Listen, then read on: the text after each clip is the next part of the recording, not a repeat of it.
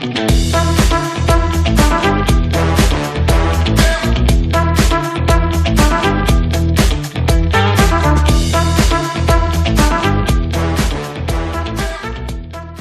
everybody. Welcome to today's 4x4 virtual salon, where we will be shining a light on the hard asset Supercycle.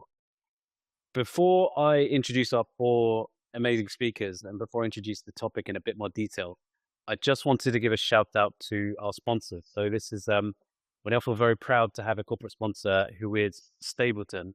And if you don't know Stapleton, they work with large financial institutions to help them to create systematic, low-cost, and semi-liquid products, giving exposure to the world's largest privately held companies like SpaceX and OpenAI. To learn more about Stapleton and their investment platform, please visit stapleton.com. So now on to today's topic. So we're going to be talking about the hard asset Supercycle.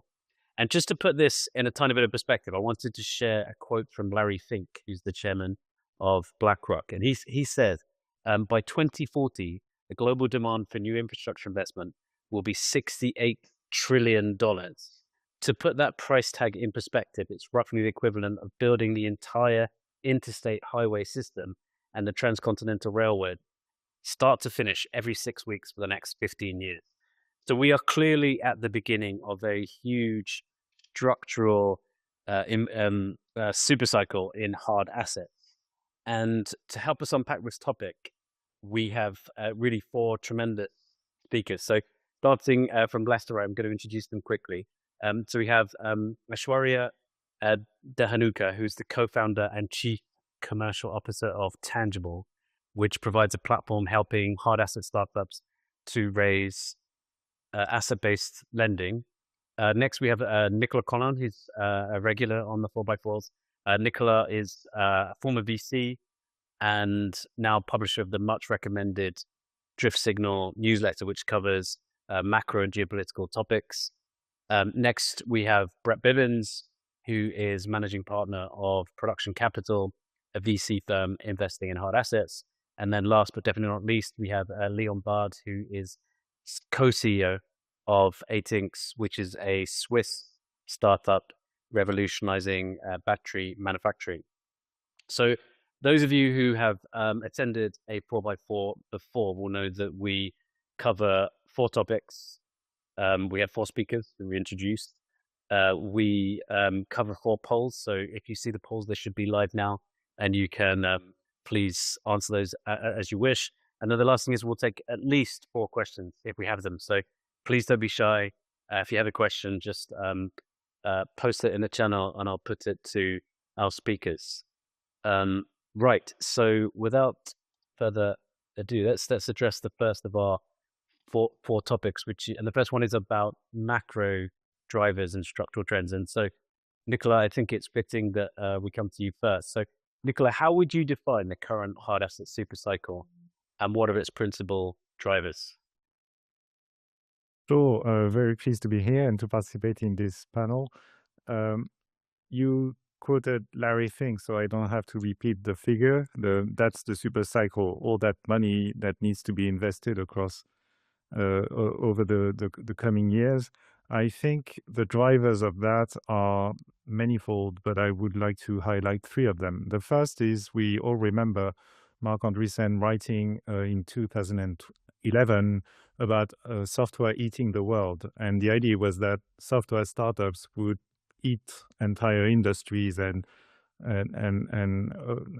triumph over like exhausted incumbents that don't know how to use software. That has happened in certain industries, but in other industries, it's difficult for software alone with an asset-light model to effectively disrupt the existing order, which means that software, to quote a newsletter I wrote like a few years back, needs digestive pills. It needs hard asset to make a certain industry, a given industry, easier to digest. And the perfect example we have before our eyes at the moment is electric vehicles. Like an electric vehicle is an automobile that that lends itself much better to embedding software than an old combustion engine car. And so an electric vehicle, electric EV technology is a digestive pill for software to eat the automotive industry. But to manufacture EVs, you need to invest in lots of hard assets. So that's one example. Another driver I'd say is that we're at a point in the cycle, in the ICT cycle, the age of computing and networks, where we're quite late in the cycle. AI, to me, that we can discuss that if you want, but AI to me is a manifestation of being late in the cycle. It's more computing, more networks, like very advanced in its impact on the world. And typically at the end of a cycle like that, today we're living through the equivalent of the 1970s, but for tech. The 1970s, if you remember having read about them in the history books, is when a lot of institutions collapsed because the cycle was so advanced, the new paradigm was so present everywhere that old institutions had to, well, be removed and replaced with new ones. So we're at a similar point today, and I think it's very clear for everyone.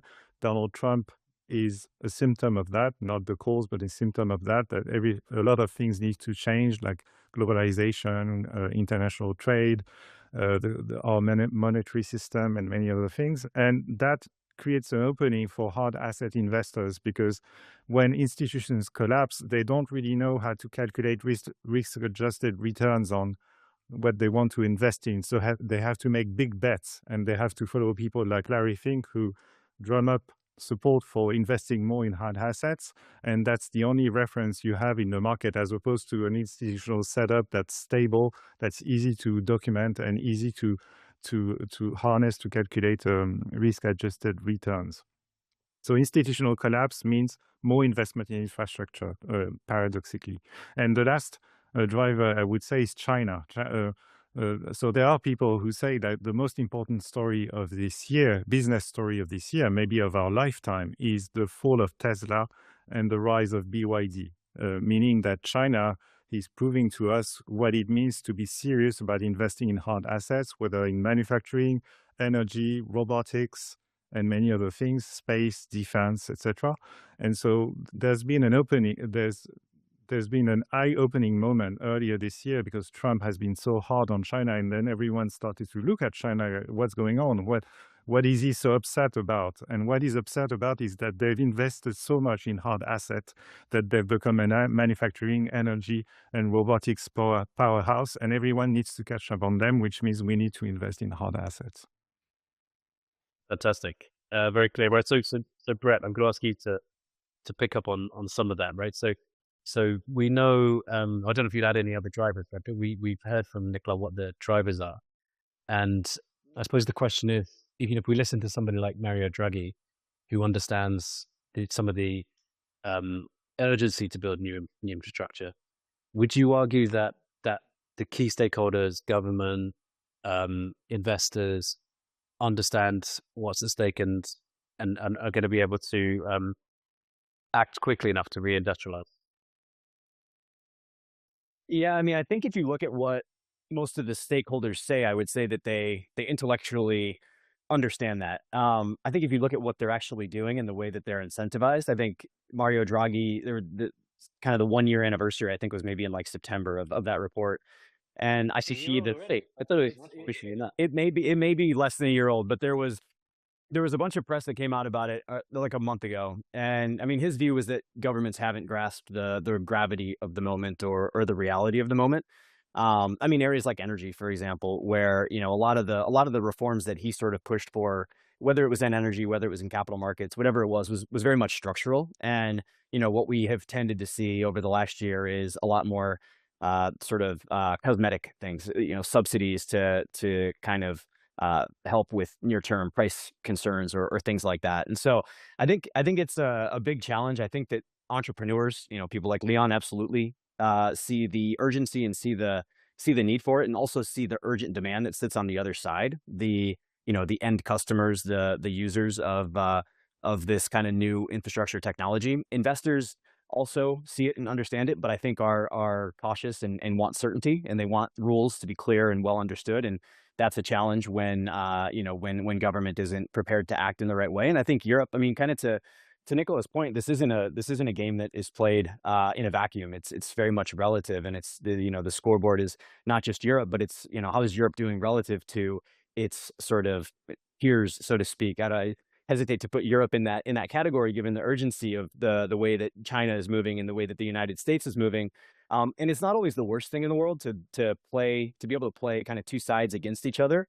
But I'm not sure if Europe is actually kind of shrewd enough in doing that in the right way. I think it's manifesting more as kind of indecisiveness on the part of most governments and most policymakers. And I think that comes through very clearly in the way that the way that sort of U.S. capital markets have sort of responded, especially recently. JP Morgan with this kind of massive announcement, I think it was last week or the week before, around $1.5 trillion going into sort of this reindustrialization and renaissance and everything that China is doing. So I think people understand it intellectually. I just don't think that the incentives are there for most of the parties to really push forward aggressively enough at it right now. Okay. Thank you, Brett. Aishwarya, coming to you next. I mean, so if we focus on one of those stakeholders, which are lenders, right? What do higher interest rates mean for lenders? Because clearly, maybe there isn't the same need, right, to lend against slightly riskier assets, hard assets. What do you see in your work in Tangible? So that's a good question. And I think like Nicolas and Brett, talked about risk-adjusted returns and relative value. You can apply the same concepts, and you will, like the capital markets will apply the same concepts to this topic as well. And essentially, I'll put it out there for people who might not know, but in 2022, right before the collapse of SVB, SOFR, which is now the global benchmark in the capital markets, was at 5 basis points, which is 0.05%. And today it's at about 4.3. So if you do the math, the multiples that it has gone up by. And what this basically means is that, the risk-free sort of benchmark that a lender can earn while doing nothing, while parking into cash, has substantially increased. However, we know that LPs do not reward lenders or funds for sitting on cash and giving them risk-free or benchmark returns. So previously, a lot of this private credit was funneled into unsecured fintechs or non-bank lending facilities, which were giving the high yield pickup, but were also a lot riskier. I think that argument applies even more now because with inflation having gone up, affordability is squeezed. So a lot of the portfolios that are parked in unsecured cash lending are seeing higher stress. And so from a lender's or from a private credit fund's perspective, you do have to give higher than benchmark returns to your LPs, but you're not necessarily on a risk-adjusted basis extracting the same value from pure unsecured cash lending. And so the fact that this hardware and this infrastructure is now appearing as a very natural, I would say, economic need as an asset class gives a lender a really attractive alternative that sits between both of these. So you do get the yield pickup because there is slightly more risk attached, especially for some of the less, I would say, off-the-shelf technologies. But at the same time, it is secured against hard assets. And so you do have that relative security versus a pure cash underlying.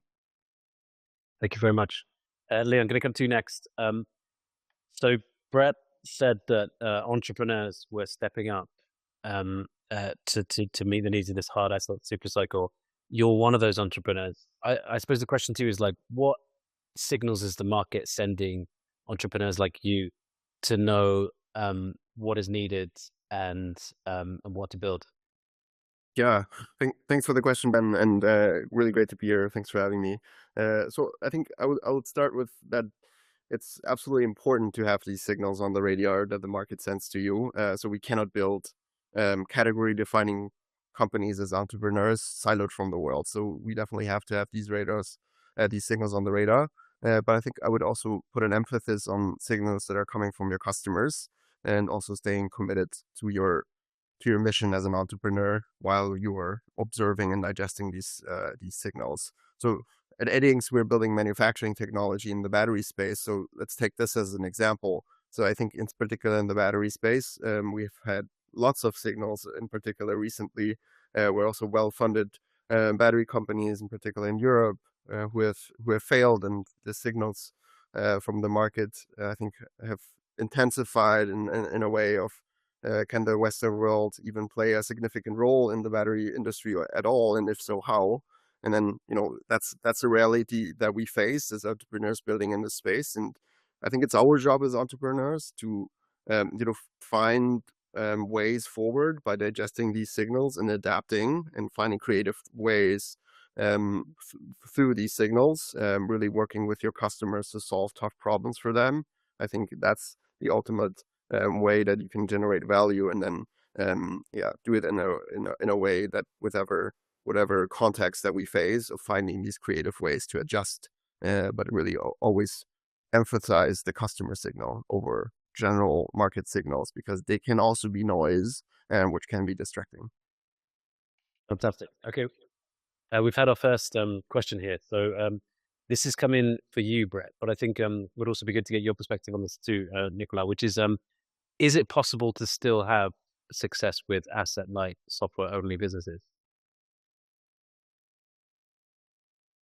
Yeah, I mean, absolutely. I think there's still, I mean, I think and it depends on sort of what you consider asset light all the way back through the chain, because a lot of the companies that we might think of as sort of asset light software type of businesses today, a lot of the companies building at the application layer of AI are sort of dependent on this exact super cycle that we're talking about, of trillions of dollars being pumped into data centers, and all of that. So I mean, I guess it kind of depends on your framing of it, but I think certainly the numbers back up that there's a lot of momentum with those companies, and a lot of demand with those companies, and more starting to move into kind of traditional industries, whether that's initially in service-based industries like like law or consulting or accounting or things like that, but then increasingly getting involved in sort of like industrial workflows and some of these critical industries. But I think it's very what I would say is, going back to what Nicolas said, which is sort of hardware becomes a really, really powerful digestive pill, in a sense, for getting this software into these core industries. And that's why I think you see that even though a lot of, like, if you take defense and national security, for example, a lot of companies that maybe even started with with a software driven approach, an AI driven approach, have moved aggressively into hardware. Helsing is an example of a company like that wasn't necessarily thought of as a hardware company in the early days, but is now kind of world class at doing that, because of that sort of dynamic that Nicolas talked about. And Nicolas, it'd be good to get you to comment on that. And also, we've had another question here as well, which has come to all of us, which is, are governments doing enough to support industries that build real things? Like, so I guess there's two questions. Has software eaten as much as it can without needing some hardware? And then, are governments doing enough to support industries that build real things? Yeah, so as to the first question, I think there's still room for asset-light software models, but I would say two things. The first is what Brett pointed out, which is that behind AI power software, there are many hard assets, and the price of those, or the cost of having invested in those assets, can be seen in the price of software, which is changing a lot, which with a lot of startups turning their back on the per seat pricing model that was the rule in SaaS, and turning to other ways so as to be able to absorb the rising costs of operating on that hard asset infrastructure. So it might be software to you, but behind software are a lot of hard assets. As to the other question, governments, I would say governments need to wake up. We've had so many episodes of governments realizing too late, like, oh, this technology has failed, or this company has gone to the Chinese. Like, we've had like several episodes, the most recent being Nexperia in the Netherlands, which had to be like literally nationalized to prevent the Chinese owner from appropriating the technology. Before that, there was a struggle around ARM between the UK and China and SoftBank being involved, etc. There's the Northvolt debacle, that is, we've invested so much in this company, which could have become a global champion, and at some point something didn't click. And unlike in the US today, where you see Donald Trump ready to use taxpayer money to bail out companies or take a golden share in Intel, for instance, we don't have governments ready to do that in Europe, or maybe they're ready to do that only for domestic companies. But then we're confronted with another problem of Europe, which is the fragmentation. If it's only the French government trying to salvage a French company and the German government trying to salvage a German company, we will never reach the critical mass for actually building something at the scale of the continent. Fantastic. That's a very, very nice segue into our second topic, which is about supply constraints, CapEx, and resource scarcity. And I want to come to you, Leon, first, to pick up on something that Nicolas was saying around sort of like, I guess, nationalism, right? And in this case, resource nationalism. So, how is resource nationalism reshaping global supply chains for critical materials? How do you see that with regard to your business and in general? Yeah, so certainly a trend that we clearly see, in particular in the battery space, that is top of mind for all players in the community. But I will say, while it's certainly a challenge to navigate through it, I think it also presents opportunity.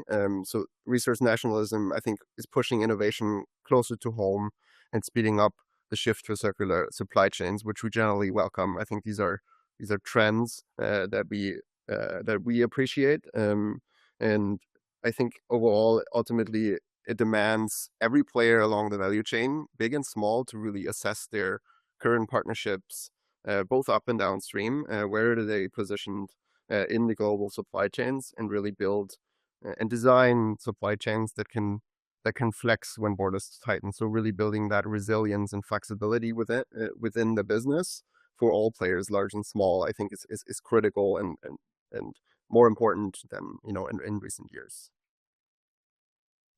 Nicolas, what are the key bottlenecks preventing new CapEx deployment in Europe, other than governments maybe not getting it or not getting the urgency? Yeah, so I would say we have one aspect is path dependency, the fact that the America's success in building large software companies over the past decade have given birth to VC firms that are now giant financial powerhouses, like more than VC firm. They have like dozens of billions under management across many asset classes, etc. We've all read those pieces about the transformation of the A16Z, the Sequoias, the Lightspeeds, etc., into something different, like more like a large investment bank or merchant bank that does everything. And so there's a path dependency in terms of, because those have been successful in VC investment, in pure VC investments, they've been able to turn to their LPs and say, see, we've done so well over the past decade, give us more money to diversify across the capital stack and do more to support this new breed of companies that are building on hard assets. And so we haven't had that in Europe. We don't have the successful VC firms that can use their credit with their LPs to raise more money to participate in the hard asset investment party. And so we need to compensate for that lack of momentum around that. We need to rebuild from the ground up, realizing that if we don't have a successful, deep, sophisticated VC industry, we need to compensate that maybe with more government money, but above all with more corporate money, because as you yourself, Ben, published on LinkedIn some time ago, there's a lot of money trapped on corporate balance sheets. And the problem with the startup culture inherited from the past decade is that startup founders have been told stay as far as possible from those exhausted, like dangerous incumbents who will only waste your time and your money if you try to work with them. In the hard asset world, it's different. You need to work with incumbents because not only do they have access to the resources you need, they have access to the talent you need, they have the best engineers, they have access to the global supply chains that will make it possible to sell your product when it's ready to sell. And finally, they have the large corporate balance sheet that you need in part to fund your operations. So we need to build that kind of connection between the rising startups in the realm of hard assets, or the new industrials, if you'd like to call it like that, and the legacy industrials, and because those have not gotten used to working together, and we don't have the venture capital inherited from the past to make it happen. So we need the extra push by everyone involved to create that connection. Aishwarya, I see you nodding. I think you probably want to comment on that, which is like, how can we create those pathways between corporate balance sheets and hard asset startups and private capital funds and hard asset startups, and what sort of partnership or financing models are you seeing emerging? So there's one of the, I guess, items or pathways that hasn't been mentioned so far would actually be private credit. So it's more along the lines of credit. So yeah, you have strategic partnerships with corporate partners, as Nicolas rightly pointed out, that you should reach out to. Of course, we've had this discussion about governments maybe helping through grants and other kinds of non-dilutive capital. Now there's a question mark around, ability, willingness, etc. But what we haven't touched on yet is debt capital. And a lot of the work that we do at Tangible, we come across founders who, again, actually through either their own experience with VC or their, prior, let's say, work experience, think of capital as coming only in certain forms. And the word debt capital conjures up the image of a bank. Whereas, for a lot of these creators of these new technologies, the access to non-dilutive, i.e. debt capital, that might fit these business models and these companies is not, surprise, surprise, going to come from a bank. Because there are certain requirements that an institution like a bank, which is regulated, which handles deposits, which is the custodian, society says you need to look after the deposits that we've put into you. So by the very shape of what these institutions are, they are not allowed to go beyond a certain level of risk. However, these new technologies and this hardware is now being created by companies that are housed, that have the encasing of this risk. So expanding the imagination beyond just the bank as the one that gives you the non-dilutive capital is, I would say, the core of the work that we do at Tangible, and is essentially to say that this capital comes in different forms. And one of the best ways to reduce the risk that you are, give one way or the other, whether you accept it or not, as a startup, as a younger company, you come attached with this risk. But there are ways to work with institutional, capital and credit providers who can separate the assets that you are building from the corporate entity that you are. And I think, Ben, you mentioned this previously. It's asset-backed financing, or there are many terminologies that are applied to it, traditional securitization, where essentially the asset is what the lender is financing. It's not you as a corporate entity.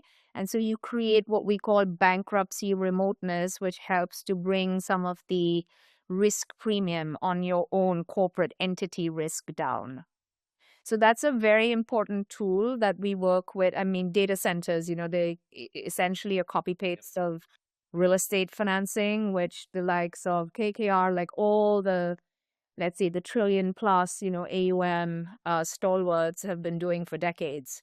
And that's why data centers have now, that's the structure that's being applied to them. So all I'm trying to say is that this financing technology, securitization, has already come to some sections of this hardware supercycle. So it's time to expand it beyond just the data centers and the large, creators of these assets, to also companies like Leon's who do this day to day. I'm gonna ask you what the impediments are at the moment, but I'm gonna come back to that because in our next section we're gonna talk more about production capital and the ideal capital stack. We had another question from the audience, which is great. I'm gonna read it out. and then I'm going to ask anybody who wants to answer it, because I'm not sure it's necessarily an easy one to answer, so I'm not going to pick on anybody. It's come from Dan, and it's the question is, how can $200 per share and nearly 5 trillion market cap for NVIDIA be justified given China's growing lead in AI? So I don't know who wants to take that. That's a bit of a hot potato, I would say.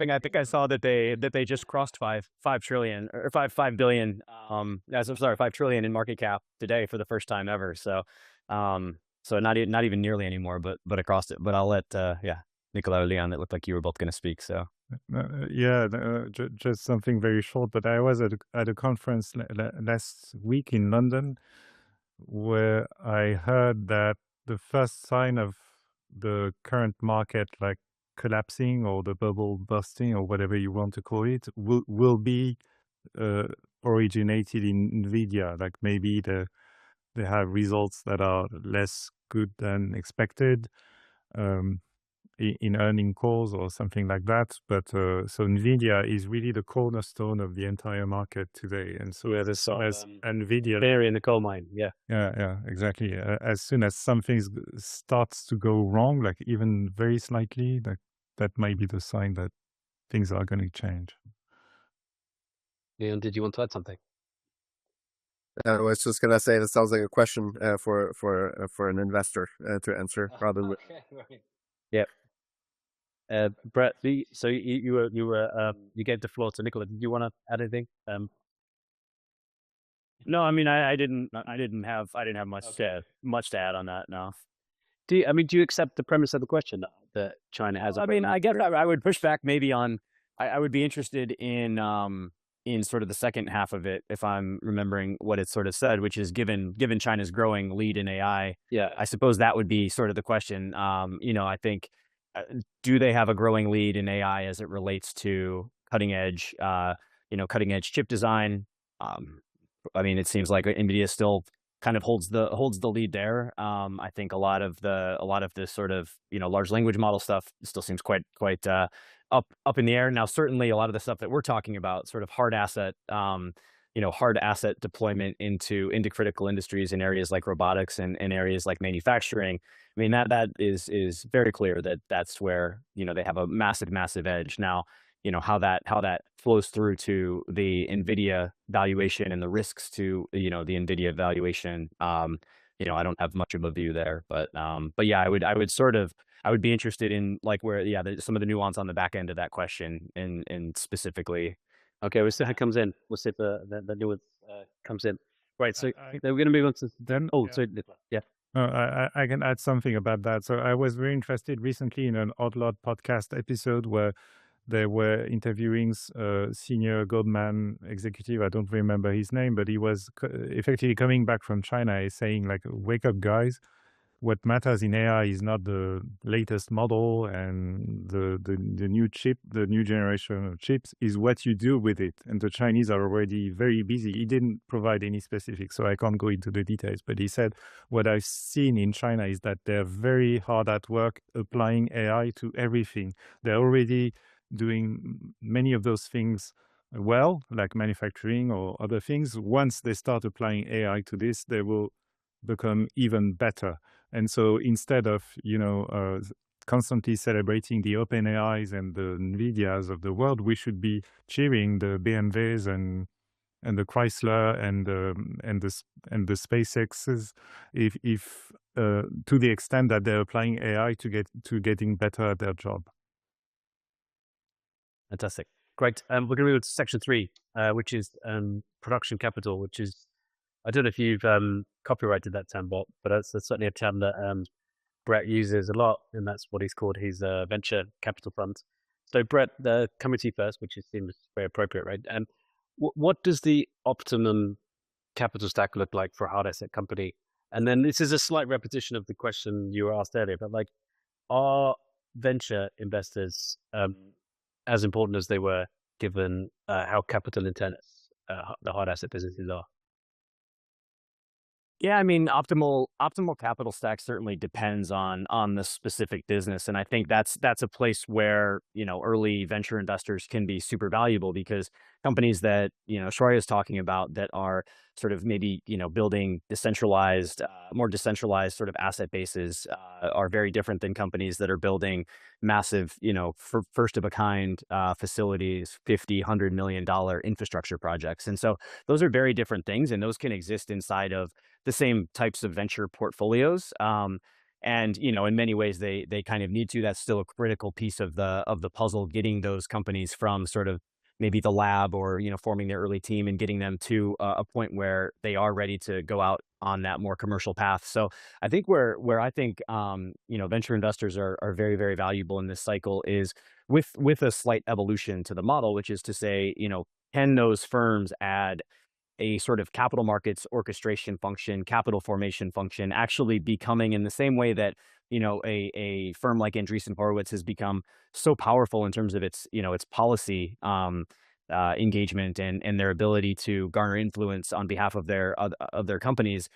That piece of the puzzle, helping companies understand what great looks like as it relates to asset-backed financing, or what great looks like as it relates to early project development, or what great looks like as it relates to how you need to hire a CFO to build that part of your business, becomes a really critical piece that I think a lot of firms are going to get really, really good at. And it's quite relevant, actually, like, not to be a prisoner of the moment, but literally 10 minutes before we came on this call, I saw an announcement from 8VC, which is a large multi-billion-dollar venture fund in the US that does a lot of defense and manufacturing and supply chain technology, announced a massive partnership with Apollo, which is one of those multi-trillion asset managers that Aishwarya was talking about. And I think that's where that's a perfect example of where these firms can leverage their expertise and their access to that early talent and all of those things to bring in those later stage capital partners and help coordinate that kind of continuum of capital on behalf of their businesses. And so, what that looks like structurally for the venture market starts to get really interesting, because a firm like 8VC can do a partnership with Apollo. What does that mean for all of the kind of smaller venture firms out there? I mean, TBD, but yeah, I think absolutely it remains a critical piece of the puzzle, with sort of additional expertise capabilities as that kind of category evolves. Aishwarya, I'm going to come to you next. So I know you were already working a bit with Brett and these funds, but like when it comes to helping hard asset startups get access to debt funding, what are the biggest challenges? Is it because Brett has sort of alluded to this, which is it's not necessarily some of these products, some of these some of these lending products are actually quite difficult for some people to understand. So is there a lot of like education that we need to do for startups? What and is it almost that side of things that's more challenging than helping the lender to understand the assets that they're effectively lending against or securitizing? I mean, I can't nod enough to agree about how spot on you are. I think it's really key to explain to founders, or I don't want to pick on founders, but I'll just say people who haven't worked in credit or capital markets. The language that you use for VCs and the language that you use for lenders is a Mars and Venus. It could not be more opposite, because if you think about it, they also sit on opposite sides of the capital stack. They have very opposite requirements. They have a very different role in the upside of a company. The debt is looking to cap its downside because they have to be repaid. And a VC has unlimited participation in upside, which means encouraging risk taking, because that's how you get the really big returns and the really big outcomes. So there's an inherent tension in this relationship, which actually is really good for everyone involved. So it's not about saying that this is a bad thing, but what it needs is someone who does the translation in between and says that you are now switching from raising capital from equity providers. This is what it means. And now you need to tell the same story, but with this different lens. And so the biggest challenge that we find is the mindset, is bringing about that change, that aha moment in someone. And we can see it, in the founders that we work with. You'll see this, oh, wow, I never thought about it that way. This light goes off and then things fall into place. So it's about making sure that that light goes off early enough so that the decisions that you've made about your product, about your customer contracts, all these day-to-day pragmatic decisions that you have to make early on while you're building the business are also made, to Brad's point, with an eye on the long-term capital stack in mind. So not just, this is what I need today, so I fly by the seat of my pants and do what I need to today, and then I can just change that, tomorrow if I'm talking to someone else. For some decisions you can, and some become so entrenched in the business you won't be able to. And so a lot of this education, very strong proponents at Tangible of doing it as early as you can, learning as early as you can, so that you walk the path that you're eventually meant to walk. Leon, it feels right to come to you next. Sorry to put you on the spot here, but I know you're relatively early stage business, but like, is this already on your radar? Are you already thinking about the capital stack? Are you already thinking about taking maybe some debt? Particularly, like, I guess the thing with hard asset companies, they have to raise so much money, or they need so much money, right, to fund these hard assets, that if they don't get this right, that you as a founder are going to be too diluted over the long term, right? So is this already in your radar? Have you already been thinking about this? Yeah, absolutely. An important point that we have on the radar. I think so. As of now, giving our early stage, we think of two main capital categories to finance our venture for now, and then bringing a third one for future growth and development in the long term. So the first one, typical equity funding, venture capital. So we raised our first round. We're now raising a second one. And then the second piece is public funding and grants. I think this is where hardware company can really also have an advantage. While it may be more difficult with venture capitalists who may not be as bullish on hardware. I think in public funding and grants, this can be an advantage. So in our case, for every private equity euro that we raise, we also raise at least €1 in public funding, and that's a ratio that's likely going to increase moving forward. And that these programs can be on regional level, federal level, but also European level. I think there's great offers out there that startups can capitalize on. And then the third piece is the debt financing aspect. And then I would also say that depending on the stage of the companies, there's interesting programs that make debt financing available even before bankability. With support from also again government programs who may be taking some risk for that financing. And so that is a piece that we are taking more and more into consideration. That third pillar. So essentially, these are the three pillars, how we think about it. And then I think ultimately also important to have in mind is then the right capital stack for your business model, even in the hardware space. We are looking a lot on licensing opportunities where you can also move with capital efficient structures. When you're building a factory, I think then the capital stack will look a little bit different. I think, especially when you go into the industrialization and scale up phase, the debt component will probably take a larger piece than when you have a licensing approach. I'm gonna stick with you, Luke, because we've had another question here, which is so perfect. I'm so pleased that it arrived when it did, which is about Zurich in Switzerland as a hard asset center. Because I think are you German or are you Swiss? But like, regardless, right? I think the question's about why you chose to set up in Switzerland, and do you see Switzerland as a sort of deep technician? Yeah, certainly. I think we've been very happy of incorporating here in Switzerland. In our case, we spun the company out of ETH Zurich, which is where the initial IP has been filed. My co-founders are postdocs from ETH and doing their whole career and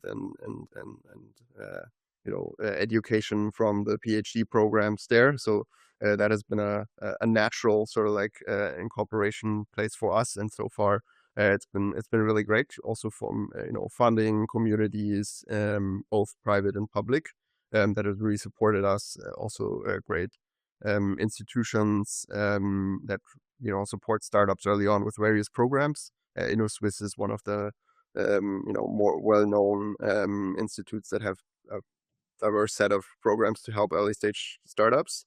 And then the second piece I would also emphasize on is talent. So given that we are operating in the deep tech space, we need very highly specialized engineering talent, and that Switzerland is also a great hiring ground for attracting folks who've been in Europe and Switzerland, but also global talents. So we hired, for example, one specialist who's been building a career in Silicon Valley, and who's been also interested in from a private point of view, of seeing themselves also building a life and a career in Switzerland. So Switzerland, I would say, does attract a lot of global talents, which has been a tailwind for us. Fantastic. Okay, good. Well, we're going to move into the fourth section here, which is a bit like about predicting the future. So, what was I can't remember what that quote was about. Never predict the future, but we're going to try to do a bit of that now. Just before we get to it, I had a look at the polls, and people don't seem to. The consensus is that we're not in some giant AI bubble. The consensus is it's a bit frothy, but revenues and profits will catch up with valuations. So interesting. Nicolas, let's come to you first. So, staying on the subject of AI. So, how are AI and automation transforming extraction, logistics, and energy management in traditional hard asset sectors? I say we don't know yet. We've had these echoes I mentioned earlier about China applying AI both in services and manufacturing, and obviously manufacturing is their very strong point. What I'm sure of is that the whole discussion again around models and NVIDIA and will Sam Altman win against Elon Musk, etc., is a distraction when it comes to really seeing and understanding the benefits of AI. AI is an essentially applied field where you need to be very context specific. You need to train on context specific data, and the rewards will come for those who understand that as early as possible and build the tools and build the infrastructure to apply AI in their particular industry or field or company or factory floor or whatever. So in that context, I'm really on the hunt for use cases, like business cases. If people are listening to us and know about manufacturers who have applied AI with success to their operations, I'm very interested. In general, and how do they let you know? Do they email you? Do they? Yes, email, LinkedIn, everything works. And at a more abstract level, I've been reflecting, and Brett and I have been discussing that in recent weeks about this concept of scale without mass. So scale and mass are different. Mass is just a lot of it. Scale is when you turn that mass into something that generates increasing returns, hence increasing returns to scale. China has mass, obviously. It's a very large country, very large population, but they've turned their mass into scale. That is, they have the most advanced manufacturing sector in the world, the manufacturing industry in the world. And they've harnessed the power of mass to convert it into scale. In Europe, in comparison, we don't have mass. We are a small continent, not that many people here. And so what I'm interested in is AI a way to compensate for the lack of mass? Can we reach scale without mass by doubling down on AI to iterate faster, to improve precision in manufacturing, to improve yield in general in operations, and get where the Chinese are on the path to returns to scale without having the underlying mass? That's a very interesting and important question today, and it sends a message that's very clear. because we in Europe don't have the mass, we should double down on applying AI to the industries we want to be a leader in. Brett, what's your view on whether it can achieve scale without mass? And in your, through your lens as a venture capitalist, where are you seeing some of the most exciting innovation in the hard asset space?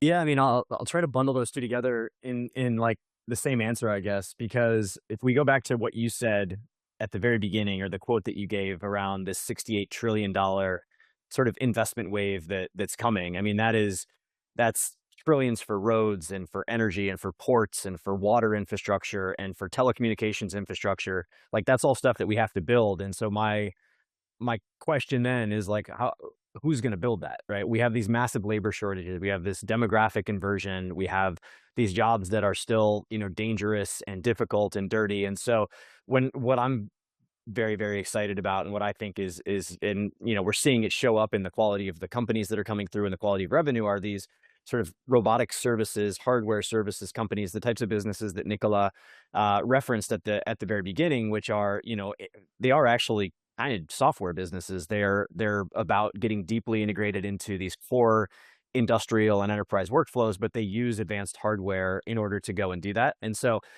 those businesses have, for one, they align very, very well with the types of companies and the types of sort of capital scaling that Aishwarya talked about. All of the tailwinds are coming to them around, component costs coming down, urgent demand on the buyer side, again, that like 68 trillion. And so that's one area that I'm like super, super excited about and spending a ton of time on, are these sort of hardware services businesses. And they are in many ways the sort of unlock for that type of, what is it, scale without mass would be, because they are sort of delivering the capability to build and to construct and to manufacture in a much more decentralized way, and in a way that doesn't require massive, centralized build out and massive amounts of, kind of hyper-focused capital allocation that can be done in a much more sort of diffuse way. So that's where I'm, spending most of my time, and really excited about right now. And Leon, do you want to add to that? Because I mean, you're essentially building a business that is making it much easier to manufacture batteries, right? So you're, I mean, you're thinking in those terms, right? And then I guess the second thing I would ask you is like, do you think, well, this may be too much of a sort of general question, but is the role of startups to kind of to disrupt the incumbents, or in the hard asset space, is it probably better to think about them as kind of working with incumbents to bring greater scale with less mass? Yeah. I really like the analogy. I want to reflect on it also after the panel. I think to your question, I think it depends also on stage, in particular for hardware startups. I think if you're an early stage hardware deep tech company, I think incumbents and corporate partners can really be a great validation opportunity for your business. I think you need to get to a certain scale and growth stage in hardware to be able to, play the disruptive angle of globally leading incumbents. That's why, especially for early stage hardware, I think that customer side, so with models like venture clienting and so on, that I think have been increasingly re-rolled out also by the large incumbents, but also from the investment side. So think of a chip hardware company. If you win a commercial project or an investment from TSMC or NVIDIA, I think that is a very strong validation signal, and it can actually be a more interesting signal than compared to an investment from a generalist VC who may not be as familiar with the sector, and also not as capable of really diving deep into the technology and what the value can be. That's why I think, especially for early stage, can be really a strong opportunity on validating what you're building, both from customer commercial projects, but also investment side. And then on the long term, I think it's again goes back to what is the mission for the company, what is the appetite for the founding team, and also the business model, whether they want to disrupt globally leading incumbents or find partnership models also want to position themselves as an acquisition target, I think that's then also up to the founding team of what is the long-term goal of success that you want to build for.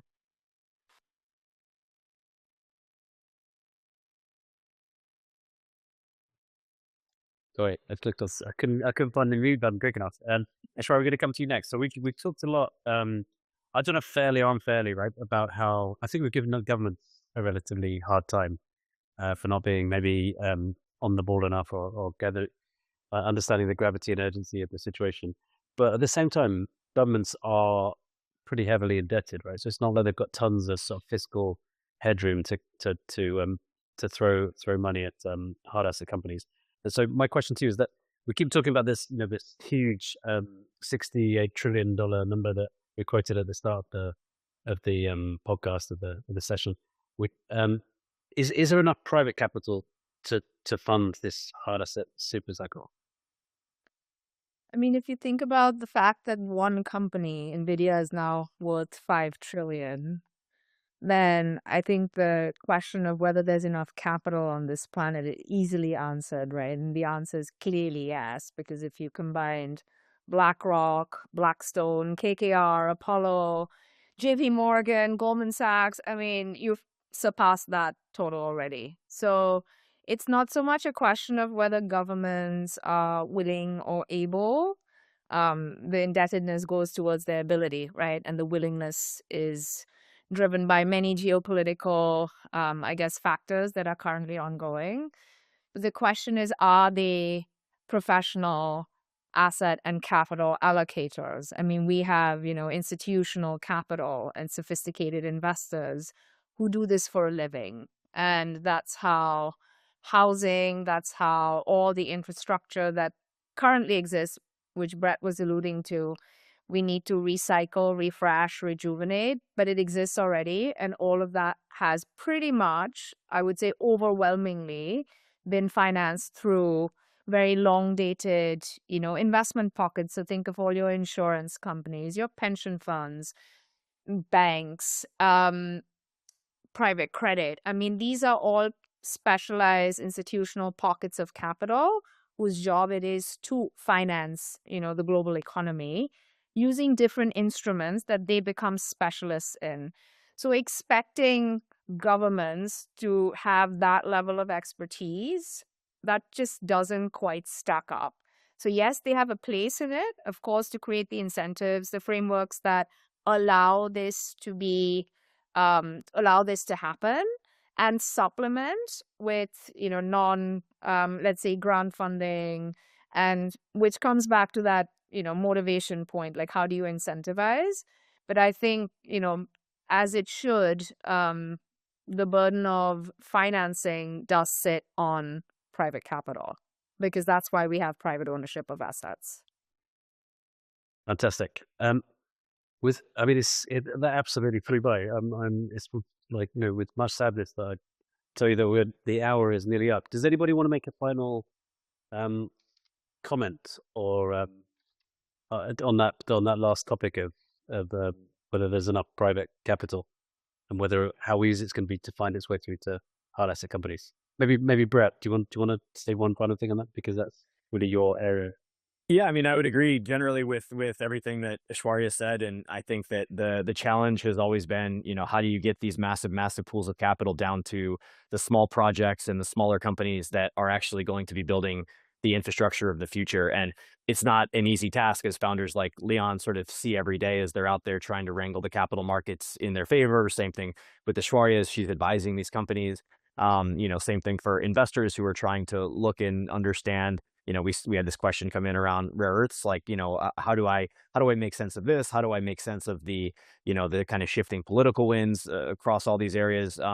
I think the movement, though, with all of that complexity, with all of those challenges, like the movement is going very, very aggressively in the direction of, yes, there are becoming these sort of pipelines for that capital to find its way to those innovative technologies, those innovative companies, those innovative projects that are going to kind of, rebuild our ability to build things in the physical world. So I think it's a long multi-decade journey, but it's happening quickly. That is a great, kind of note of hope that you leave us on that. So thank you very much, Brett. And all that remains is to say thank you very much for everybody who attended and everybody who listens to this as a podcast. And thank you very much to our four speakers. That did in no way did that disappoint. So that was a really fantastic discussion. Thank you for joining us. And then last thing to say is that our next 4x4 is going to be on the topic of fintech infrastructure for the AI economy. And we're actually going to be recording that here in our office in Geneva. So look out for that. That's going to be in December. So if you enjoyed this, please attend the next one too. Thank you very much indeed.